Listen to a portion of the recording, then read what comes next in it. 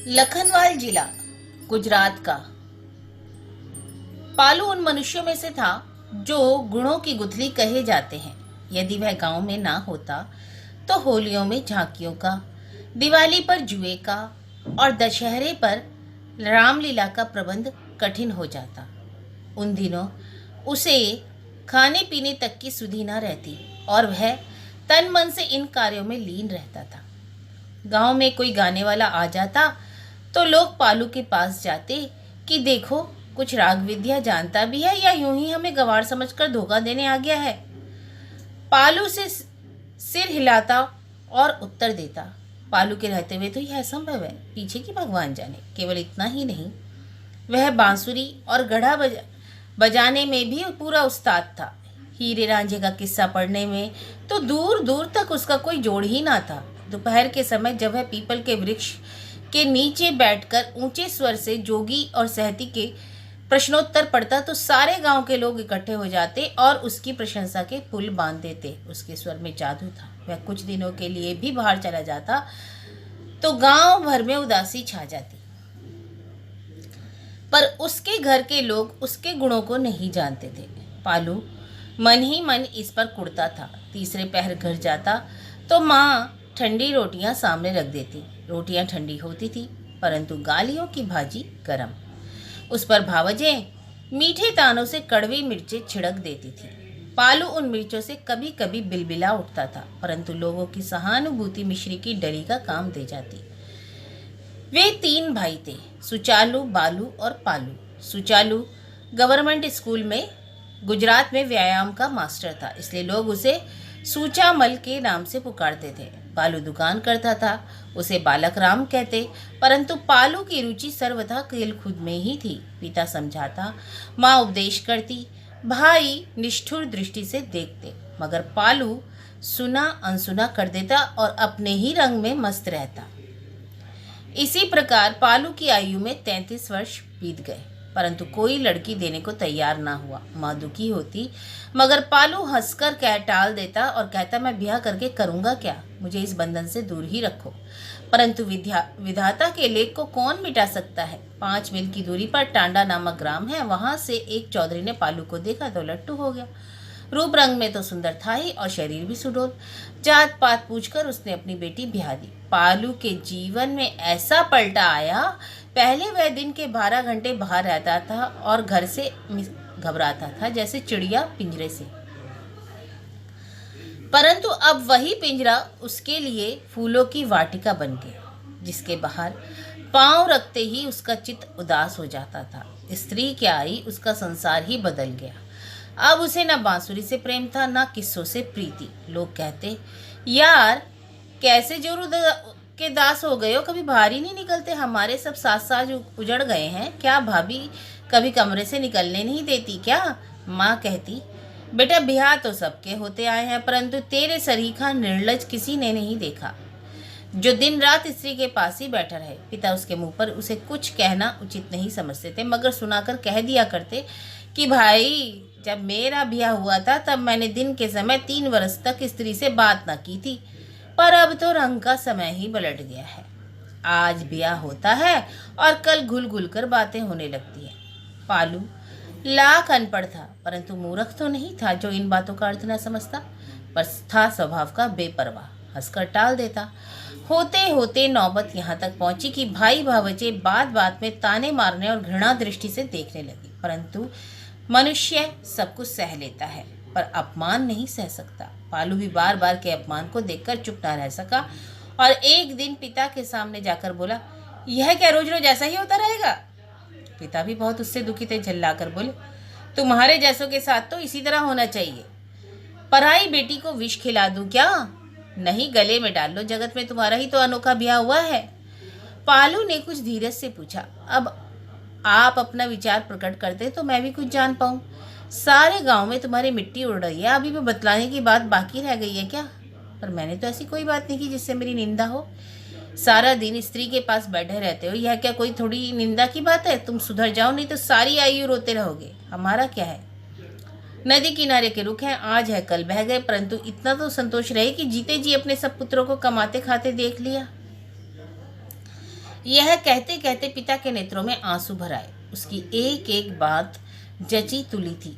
पालू को अपनी भूल का ज्ञान हो गया। सिर झुकाकर बोला, तो जो कहे वही करने के उद्यत हो। इतनी जल्दी काम बन जाएगा? पिता को यह आशा नहीं थी। प्रसन्न होकर कहने लगे, जो कहूँगा करोगे? हाँ करूँगा। स्त्री को अपने घर भेज दो। पालू को ऐसा प्रतीत हुआ मानो किसी ने विष का प्याला उसके सामने रख दिया हो। यदि उसे यह कहा जाता कि तुम घर से बाहर चले जाओ और 1-2 वर्ष वापस ना लौटो तो वह सिर ना हिलाता, परंतु इस बात से जो उसकी भूलों को निकृष्टतर स्वीकृति थी, उसके अंतःकरण को दारुण दुख हुआ। उसे ऐसा प्रतीत हुआ मानो उसका पिता उसे दंड दे रहा है और उससे प्रतिकार ले रहा है। वह दंड भुगतने को तैयार था, परंतु उसका पिता इस बात को जान पाए यह उसे स्वीकार ना था। वह इसे अपने लिए अपमान का कारण समझता था। इसलिए कुछ क्षण चुप रहकर उसने क्रोध से कांपते हुए उत्तर दिया, यह ना होगा। मेरी कुछ परवाह ना करोगे? करूंगा, पर स्त्री को उसके घर ना भेजूंगा तो मैं भी तुम्हें बैठे परांठे ना खिलाता रहूंगा। कल से किनारा करो। जब मनुष्य को क्रोध आता है तो सबसे पहले जीभ बेकाबू होती है। पालू ने भी उचित अनुचित का विचार न किया और अकड़ कर उत्तर दिया, इसी में खाऊंगा और देखूंगा कि मुझे चौके से कौन उठाता है। बात साधारण थी, परंतु हृदयों में गांठ बंध गई। पालू को उसकी स्त्री ने भी समझाया, माँ ने भी, पर उसने किसी बात पर कान न दिया और बेपरवाही से सबको टाल दिया। दिन को प्रेम के दौरे चलते, रात को स्वर्गवायु के झकोरे। पालू की स्त्री की गोद में 2 वर्ष का बालक खेलता था, जिस पर माता पिता दोनों न्यौछावर थे। एकाएक उजाले में अंधकार ने सिर निकाला। गांव में विषुचिका का रोग फूट पड़ा और जिसका पहला शिकार पालू की स्त्री हुई। पालू विलक्षण प्रकृति का मनुष्य था। धीरता और नम्रता उसके स्वभाव के सर्वथा प्रतिकूल थी। बाल्यावस्था में वह बेपरवाह था। बेपरवाही चरम सीमा तक पहुंच चुकी थी। 8-8 दिन घर से बाहर रहना उसके लिए साधारण बात थी। फिर विवाह हुआ। प्रेम ने हृदय के साथ पांव को भी जकड़ लिया। यह वह समय था जब उसके नेत्र एकाएक बाहरी संसार की ओर से बंद हो गए और वह इस प्रकार प्रेम पास में फंस गया जैसे शहद में मक्खी। मित्र मंडली नोक झोंक करती थी, भाई बंधु आंखों से मुस्कुराते, मगर उसके नेत्र और कान दोनों बंद थे। परंतु जब स्त्री भी मर गई तो पालू की प्रकृति फिर चंचल हो उठी। इस चंचलता को ना खेल तमाशे रोक सके और ना मनोरंजक किस्से कहानियां। यह दोनों रास्ते उसे पददलित किए जा चुके थे। प्रायः ऐसा देखा गया है कि पढ़े लिखे लोगों की अपेक्षा अनपढ़ और मूर्ख लोग अपने टेक का ज्यादा ख्याल रखते हैं और इसके लिए तन मन धन तक न्यौछावर कर देते हैं। पालू में यह गुण कूट कूट कर भरा हुआ था। माता पिता ने दोबारा विवाह करने को ठानी, परंतु पालू ने स्वीकार न किया और उनके बहुत कहने सुनने पर जिस बंधन से एक बार छूट चुका हूँ उसमें दोबारा न फंसूंगा। गृहस्थ का सुख भोग मेरे प्रारब्ध में ना था। यदि होता तो मेरी पहली ही स्त्री क्यों मरती। अब तो इसी प्रकार जीवन बिता दूंगा। परंतु यह अवस्था भी अधिक समय तक ना रह सकी। 3 मास के अंदर अंदर उसके माता पिता भी चल बसे। पालू के हृदय पर दूसरी चोट लगी। क्रियाक्रम से निर्वत हुआ। रोता हुआ बड़ी भावजों के पैर पर गिर पड़ा और बोला, अब तो तुम ही बचा सकती हो, अन्यथा मेरे मरने में कोई कसर नहीं। भावजी ने उसके सिर पर हाथ फेर कर कहा, मैं तुम्हें पुत्रों से बढ़कर चाहूंगी। क्या हुआ जो तुम्हारे माता पिता मर गए, हम तो जीते हैं। यह नहीं, मेरे बेटे को संभालो, मैं अब घर में ना रहूंगा। उसकी भाभी अवाक रह गई। पालू अब संपत्ति बांटने के लिए झगड़ा करेगा, उसे इस बात की शंका थी, परंतु यह सुनकर पालू घर बार छोड़ जाने को उद्यत हुआ। उसका हृदय आनंद से झूलने लगा, मगर अपने हर्ष को छिपाकर बोली, यह क्या, तुम भी हमें छोड़ जाओगे तो हमारा जी यहाँ कैसे लगेगा। नहीं, अब यह घर भूत के समान काटने दौड़ता है। रहूंगा तो जीता ना बचूंगा। मेरे बच्चे के सिर पर हाथ रखा। मुझे ना धन चाहिए ना संपत्ति। मैं सांसारिक धंधों से मुक्त होना चाहता हूँ। अब सन्यासी बनूंगा। यह कहकर अपने पुत्र सुखदयाल को पकड़कर भावज की गोद में डाल दिया और रोते हुए बोला, इसकी माँ मर चुकी है, पिता सन्यासी हो रहा है, परमात्मा के लिए इसका हृदय ना दुखाना। बालक ने जब देखा पिता रो रहा है तो वह भी रोने लगा और उसके गले लिपट गया, परंतु पालू के पांव को यह स्नेह रज्जू भी न बांध सके। उसने हृदय पर पत्थर रखा और अपने संकल्प को दृढ़ कर लिया। कैसा हृदय भेदक दृश्य था। सायंकाल को जब पशु पक्षी अपने बच्चों के साथ घर वापस लौट रहे थे तो पालू अपने बच्चे को छोड़कर घर से बाहर जा रहा था। वर्ष बीत गए। पालू की अवस्था में आकाश पाताल का अंतर पड़ गया। वह पर्वत पर रहता था, पत्थरों पर सोता था, रात्रि को जागता था और प्रति क्षण ईश्वर भक्ति में मग्न रहता था। उसके इस आत्म संयम की सारे ऋषिकेश में धूम मच गई। लोग कहते यह मनुष्य नहीं देवता है। यात्री लोग जब तक स्वामी विद्यानंद के दर्शन न कर लेते अपनी यात्रा को सफल ना समझते।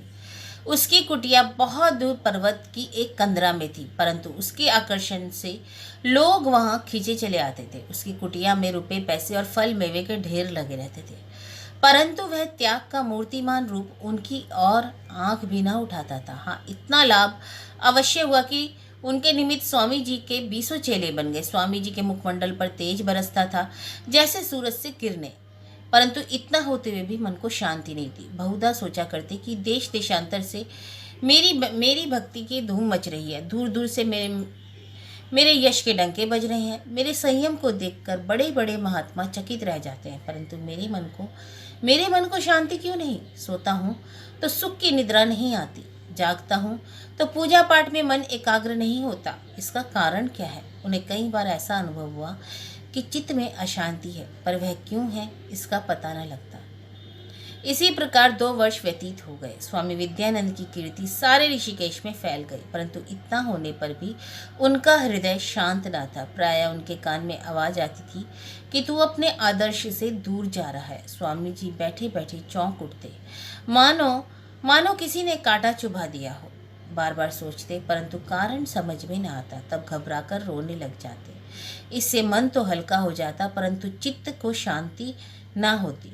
उस समय सोचते, संसार मुझे धर्मावतार समझ रहा है, पर कौन जानता है कि यहाँ आठों पहर आग सुलग रही है। पता नहीं पिछले जन्म में कौन से पाप किए थे जिससे अब यह आत्मा को शांति नहीं मिलती। अंत में उन्होंने एक दंड हाथ में लिया और अपने गुरु स्वामी प्रकाशानंद के पास पहुंचे। उस समय वे रामायण की कथा से निर्वृत्त हुए थे। उन्होंने ज्यों ही स्वामी विद्यानंद को देखा, फूल की तरह खिल गए। उनको विद्यानंद पर गर्व था। हंसकर बोले, कहिए क्या हाल है? शरीर तो अच्छा है? परंतु स्वामी विद्यानंद ने कोई उत्तर न दिया और रोते हुए उनके चरणों में लिपट गए। स्वामी प्रकाशानंद को बड़ा आश्चर्य हुआ। अपने सबसे अधिक माननीय शिष्य को रोते देखकर उनकी आत्मा पर आघात हुआ। उन्हें प्यार से उठाकर बोले, क्यों, कुशल तो है? स्वामी विद्यानंद ने बालकों की तरह फूट फूट कर रोते हुए कहा, महाराज, मैं पाखंडी हूँ। संसार मुझे धर्मावतार कह रहा है, परंतु मेरे मन में अभी तक अशांति भरी हुई है। मेरा चित्त आठों पहर अशांत रहता है। जिस प्रकार भले चंगे मनुष्य को देखने के कुछ क्षण पश्चात उसकी मृत्यु का समाचार सुनकर विश्वास नहीं होता, उसी प्रकार स्वामी प्रकाशानंद को अपने सदाचारी शिष्य की बात पर विश्वास न हुआ और उन्होंने इस व्यंग से मानो उनके कानों ने धोखा खाया हो। फिर पूछा, क्या कहा? स्वामी विद्यानंद ने सिर झुकाकर उत्तर दिया, महाराज, मेरा शरीर दग्ध हो गया है, परंतु आत्मा अभी तक निर्मल नहीं हुई। इससे तुम्हारा क्या अभिप्राय है? मैं प्रतिक्षण अशांत रहता हूँ, मानो कोई कर्तव्य है जिसे मैं पूरा नहीं कर रहा हूँ। इसका कारण क्या हो सकता है, जानते हो? जानता तो आपकी सेवा में क्यों आता? एकाएक स्वामी प्रकाशानंद को कोई बात याद आ गई। वे हंसकर बोले, तुम्हारी स्त्री है? जी, उसकी मृत्यु ही तो संन्यास का कारण है। माता? वह भी नहीं। पिता? वह भी मर चुके हैं। कोई बाल बच्चा? हाँ, एक बालक है, अब वह शायद 4 वर्ष का होगा। और उसका पालन कौन करता है? मेरा भाई और उसकी स्त्री। स्वामी प्रकाशानंद का मुखमंडल चमक उठा। हंसकर बोले, तुम्हारी अशांति का कारण मालूम हो चला। हम कल तुम्हारे गांव चलेंगे। विद्यानंद ने नम्रता से पूछा, मुझे शांति मिल जाएगी? अवश्य, परंतु कल अपने गांव की तैयारी करो। पालू के मित्रों में लाला गणपत राय का पुत्र भोलानाथ हांडा बड़ा सज्जन पुरुष था। लखनवाल के लोग उसकी सज्जनता पर लट्टू थे। उससे पालू के साथ प्रेम था। उसके मन की स्वच्छता और उसका भोलापन उसकी निसार। भोलानाथ तन मन से न्यौछावर था। जब तक पालू लखनवाल में रहा, भोलानाथ ने सदैव उसकी सहायता की। वे दोनों जोहड़ के किनारे बैठते, धर्मशाला में जाकर खेलते, मंदिर में जाकर कथा सुनते। लोग देखते तो कहते कृष्ण सुदामा की जोड़ी, परंतु कृष्ण के आदर सत्कार करने का पर भी जब सुदामा ने वन का रास्ता लिया तब कृष्ण को बहुत दुख हुआ। इसके पश्चात उसको किसी ने खुलकर हंसते नहीं देखा। भोलानाथ ने पालू का पता लगाने की बड़ी चेष्टा की, परंतु जब यत्न करने पर भी सफलता न हुई तब उसके पुत्र सुखदयाल की ओर ध्यान दिया। प्रायः बालक राम के घर चले जाते और सुखदयाल को उठाकर गोद में उठा लेते और चूमते, प्यार करते, पैसे देते। कभी कभी उठाकर घर भी ले आते। वहां उसे दूध पिलाते, मिठाई खिलाते और बाहर साथ ले जाते। लोगों से कहते यह अनाथ है। इसे देखकर मेरा हृदय वश में नहीं रहता। उनके पैरों की चाप सुनकर सुखदयाल के चेहरे पर रौनक आ जाती। उसके साथ चाचा चाची घोर निर्दयता का व्यवहार करते थे और भोलानाथ का उसे प्यार करना तो उन्हें और भी बुरा लगता। प्रायः कहा करते, कैसा निर्दयी आदमी है, हमारी कन्याओं के साथ तो बात भी नहीं करता। कैसी गोरी और सुंदर है, जैसे मक्खन के पेड़े, देखने से भूख मिटती है। परंतु उसको सुखदयाल के सिवा कोई पसंद ही ना आता। अरे पसंद नहीं आता ना सही, परंतु यह क्या है कि कभी कभी उनके हाथ में भी 2 पैसे रख दे, जिससे सुखदयाल के साथ उसका व्यवहार देखकर उनका हृदय ना मुरझा जाए। पर यह बातें भोलानाथ के सामने कहने का कभी साहस ना होता। हाँ, उसका क्रोध बेचारे सुखदयाल पर उतरता था। जल नीचे की ओर बहता परिणाम यह हुआ, सुखदयाल सदैव उदास रहने लगा। उसका मुख कमल मुरझा गया। प्रेम जीवन की धूप है, तो वह उसे प्राप्त न होता। जब कभी भोलानाथ आता तब उसे पिता प्रेम के सुख का अनुभव होने लगता। लोहड़ी का दिन था, सांझ का समय। बालक राम के द्वार पर पुरुषों की भीड़ थी। आंगन में स्त्रियों का जमघटा, कोई गाती थी, कोई हंसती, अग्नि में चावल फेंकती, चिड़वे खाती थी। 3 कन्याओं के पश्चात परमात्मा ने पुत्र दिया था, वह उसकी पहली लोड़ी थी। बालक राम और उसकी स्त्री दोनों आनंद से प्रफुल्लित थे। बड़े समारोह से त्योहार मनाया जा रहा था। 10 रुपए की मक्की देखते देखते उड़ गई। चिड़वे रेवड़ी इसके अतिरिक्त थे, परंतु सुखदयाल की और किसी का ध्यान न था। वह घर से बाहर दीवार के साथ खड़ा लोगों की और लुब्ध दृष्टि से देख रहा था कि एकाएक भोलानाथ ने उसके कंधों पर हाथ रखा। सुखू, सूखे धानों में पानी पड़ गया। सुखदयाल ने पुलकित होकर उत्तर दिया, चाचा आज लोहड़ी है, तुम्हारी ताई ने तुम्हें क्या दिया? मक्की। और क्या दिया? और कुछ नहीं। और तुम्हारी बहनों को मिठाई दी, संतरे दिए और पैसे भी। भोलानाथ के नेत्रों में जल भराया, भराए हुए स्वर में बोले, हमारे घर चलोगे? चलूंगा। कुछ खाओगे? हाँ खाऊंगा। घर पहुंचकर भोलानाथ ने पत्नी से कहा, इसे कुछ खाने को दो। भोलानाथ की तरह उसकी पत्नी भी सुखदयाल से बहुत प्यार करती। उसने बहुत सी मिठाई उसके सम्मुख रख दी। सुखदयाल रुचि से खाने लगा। जब खा चुका तो चलने को तैयार हुआ। भोलानाथ ने कहा, ठहरो, इतनी जल्दी काहे की है? ताई मारेगी। क्यों मारेगी? कहेगी तू चाचा के घर क्यों गया था? तेरी बहनों को बीमार पड़ती है? नहीं, उन्हें तो प्यार करती है। भोलानाथ की स्त्री के नेत्र भर आए। भोलानाथ बोले, जो मिठाई बची है वह सब जेब में डाल दे। सुखदयाल ने त्रुषित नेत्रों से मिठाई की ओर देखा और उत्तर दिया, ना। क्यों? ताई मारेगी और मिठाई छीन लेगी। पहले भी कभी मारा है? हाँ मारा है। कितनी बार मारा है? कई बार मारा है। किस तरह मारा?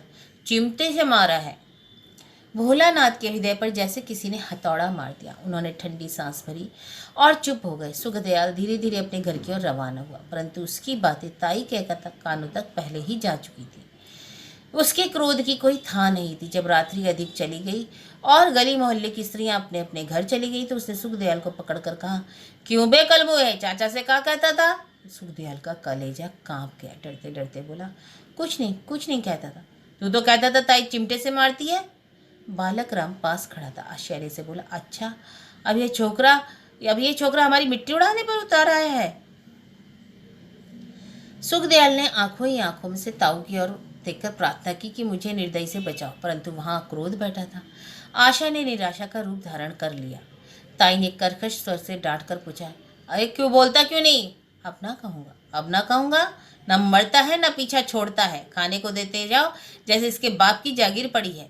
यह कहकर उसने पास खड़ा हुआ बेलन उठाया। उसे देखकर सुखदयाल बिलबिला उठा, परंतु अभी उसके शरीर पर पड़ा भी ना था कि उसकी लड़की दौड़ती हुई आकर कहने लगी, चाचा आया है। सुखदेवी का हृदय कांप उठा। बैठी थी खड़ी हो गई। कौन सा चाचा? गुजरात वाला? नहीं, पालू। सुखदेवी और बालक राम दोनों स्तंभित रह गए। जिस प्रकार बिल्ली को सामने देखकर कबूतर सहम जाता है, उसी प्रकार सहम गए। आज से 2 वर्ष पहले जब पालू साधु बनने के लिए विदा होने आया था, तब सुखदेवी मन से प्रसन्न हुई थी, परंतु उसने प्रकट ऐसा किया था मानो उसका हृदय इस समाचार से टुकड़े टुकड़े हो गया। इस समय उसके मन में भय और व्याकुलता थी, परंतु मुख पर प्रसन्नता की झलक थी। वह जल्दी से बाहर निकली और बोली, पालू। परंतु वहां पालू के स्थान पर एक साधु महात्मा खड़े थे, जिनके मुख मंडल पर तेज की किरणें फूट फूट कर निकल रही थी। सुखदेवी के मन में धीरज हुआ, परंतु एकाएक ख्याल आया, यह तो वही है, वही मुंह, वही आंखें, वही रंग, वही रूप, परंतु कितना परिवर्तन हो गया। सुखदेवी ने मुस्कुराकर कहा, स्वामी जी नमस्कार करती हूँ। इतने में बालक राम अंदर से निकला और रोता हुआ स्वामी जी से लिपट गया। स्वामी जी भी रोने लगे, परंतु यह रोना दुख का नहीं आनंद का था। जब हृदय कुछ स्थिर हुआ तो बोले, भाई तनिक बाल बच्चों को तो बुलाओ, देखने को जी तरस गया। सुखदेवी अंदर को चली, परंतु पाँव मन मन के भारी हो गए। सोचती थी, यदि बालक सो गए होते तो कैसा अच्छा होता, सब बातें ढकी रहती। अब क्या करूं, इस बदमाश सुक्खू के वस्त्र इतने मैले हैं कि सामने करने का साहस नहीं पड़ता। आंखें कैसे मिलाऊंगी? रंग में भंग डालने के लिए इसे आज ही आना था। 2 वर्ष बाद आया है, इतना भी नहीं हुआ, पहले पत्र ही लिख देता। इतने में स्वामी विद्यानंद अंदर आ गए। पितृवात्सल्य ने लज्जा को दबा लिया था, परंतु सुख दयाल और भतीजों के वस्त्र तथा उनके रंग रूप को देखा तो खड़े के खड़े रह गए। भतीजियां ऐसी थी जैसे चमेली के फूल, और सुक्खू वही सुक्खू जो कभी मैना के समान चहकता फिरता था, जिसकी बातें सुनने के लिए राह जाते लोग खड़े हो जाते, जिसकी नटखटी बातों पर प्यार आता, अब उदासीनता की मूर्ति बना हुआ था। उसका मुंह इस प्रकार कुमलाया हुआ था जिस प्रकार जल न मिलने पर वृक्ष कुमला जाता है। उसके बाल रूखे थे और मुंह पर दारिद्र्य बरसता था। उसके वस्त्र मैले कुचले थे जैसे किसी भिखारी का लड़का हो। स्वामी विद्यानंद के नेत्रों में आंसू आ गए। सुखदेवी और बालक राम पर घड़ों पानी पड़ गया। खिसियाते हुए बोले, कैसा शरारती है, दिन रात धूल में खेलता रहता है। स्वामी विद्यानंद सब कुछ समझ गए, परंतु उन्होंने कुछ प्रकट नहीं किया और बोले, मैं आज अपने पुराने कमरे में सोऊंगा, एक चारपाई डलवा दो। रात्रि का समय था। स्वामी विद्यानंद सुक्कू को लिए हुए कमरे में पहुंचे। पुरानी बातें ज्यों की त्यों याद आ गई। यही कमरा था जहां प्रेम के पासे खेले थे, यहीं पर प्रेम के प्याले पिए थे, इसी स्थान पर बैठकर प्रेम का पाठ पढ़ा था। यही वाटिका थी जिसमें प्रेम पवन के मस्त झोंके चलते थे। कैसा आनंद था, विचित्र काल था, अद्भुत बसंत ऋतु थी जिसने शिशिर के झोंके कभी देखे ही ना थे। आज वह वाटिका उजड़ चुकी थी, प्रेम का राज्य लूट चुका था। स्वामी विद्यानंद के हृदय में हलचल मच गई, परंतु सुक्खू का मुख इस प्रकार चमकता था जैसे ग्रहण के पश्चात चंद्रमा। उसे देखकर स्वामी विद्यानंद ने सोचा, मैं कैसा मूर्ख हूँ। ताऊ और ताई जब इस पर सख्ती करते होंगे, जब अकारण इसको मारते पीटते होंगे, तब इसके सामने अपनी कन्याओं से प्यार करते होंगे, उस समय यह क्या कहता होगा? इसके हृदय में क्या विचार उठते होंगे? यही कि मेरा पिता नहीं है, मैं मर गया, नहीं तो मैं इस दशा में क्यों रहता। यह फूल था जो आज धूल में मिला हुआ है। इसके हृदय में धड़कन है, नेत्रों में त्रास है, मुख पर उदासीनता। यह चंचलता जो बच्चों का विशेष गुण है, इसके नाम को नहीं। वह हट जो बालकों की सुंदरता है, इससे विदा हो चुकी। यह बाल्यावस्था में ही वृद्धों की नाई गंभीर बन गया है। इस अनर्थ का उत्तरदायित्व मेरे सिर है जो इसे यहाँ छोड़ गया, नहीं तो इस दशा में क्यों पहुँचता। इन्हीं विचारों में झपकी आ गई तो क्या देखता है कि वही ऋषिकेश का पर्वत है, वही कंदरा, उसमें देवी की मूर्ति है। उसके सम्मुख वे रो रो कर कह रहे हैं, माता 2 वर्ष व्यतीत हो गए, अभी तक शांति नहीं मिली, क्या यह जीवन रोने में ही बीतेगा। एकाएक ऐसा प्रतीत हुआ जैसे पत्थर की मूर्ति के होठ हिले। स्वामी विद्यानंद ने अपने कान उधर लगा दिए। आवाज आई, तू क्या मांगता है? यश? नहीं, मुझे उसकी आवश्यकता नहीं। तो फिर जगत दिखावा क्यों करता है? मुझे शांति चाहिए। शांति के लिए सेवा मार्ग की आवश्यकता है। पर्वत छोड़ और नगर में जा, जहाँ दुखी जन रहते हैं, उनके दुख दूर कर। किसी के घाव पर पट्टी लगा, किसी के टूटे हुए मन को धीरज बंधा, परंतु यह रास्ता भी तेरे लिए उपयुक्त नहीं। तेरा पुत्र है, उसकी सेवा कर, तेरे मन को शांति प्राप्त होगी। यह सुनते ही स्वामी जी के नेत्रों से पर्दा हट गया। जागे तो वास्तविक भेद उन पर खुल चुका था कि मन की शांति कर्तव्य के पालन से मिलती है। उन्होंने सुखदयाल को जोर से गले लगाया और उसके रूखे मुंह को चूम लिया।